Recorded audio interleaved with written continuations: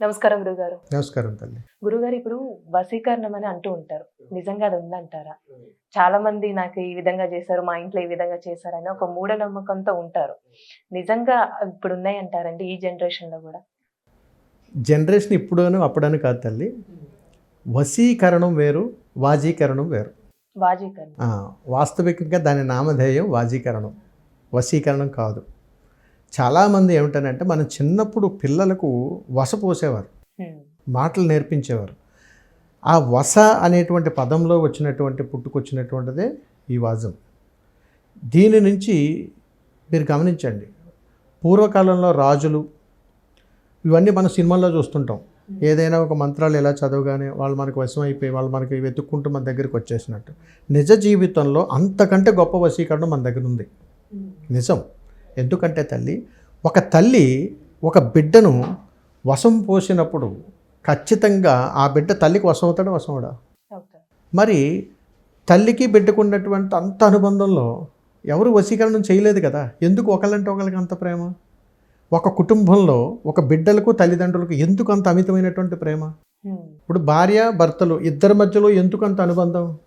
ఏ అనుబంధంతో అంటే శారీరక బంధం వలన, లేకపోతే మాంగళ్య బలం వలన, లేకపోతే ఒకరినొకరు అర్థం చేసుకోవడంలోన, లేకపోతే ఒక తల్లిదండ్రులకు పుట్టినటువంటి బిడ్డలకు వాళ్ళంటేనే ఎందుకు అంత అమితమైనటువంటి అనుబంధం ఏర్పడుతుంది? మరి ఇక్కడ ఎవరు వశీకరణం చేయలేదు కదా.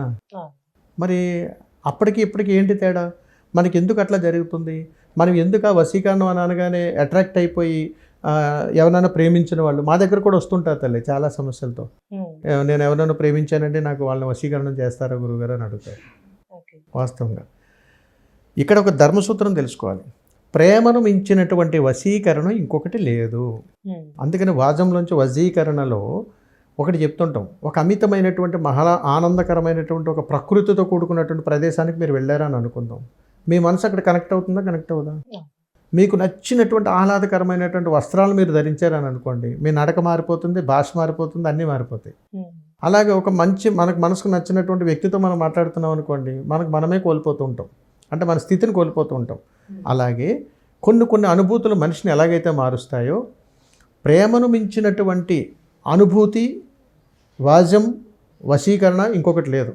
అందుకని ఏం చెప్తామంటే, ప్రస్తుత సగటున మనిషి ఒక పని తను చెయ్యాలని అనుకుని 1 నిమిషానికి 17 సార్లు తన మనసులో తనే అనుకుంటే అది అతనికి వశం అయిపోతుంది. వాస్తవికంగా చెప్పాలంటే ఇలా 1 నిమిషంలో 17 సార్లు కంటిన్యూగా శ్వాసకు అనుబంధం చేసి నేను ఇది జరగాలనుకుంటే తనకు తెలియకుండానే సబ్కాన్షియస్లో వర్క్ చేసేస్తుంటాడు.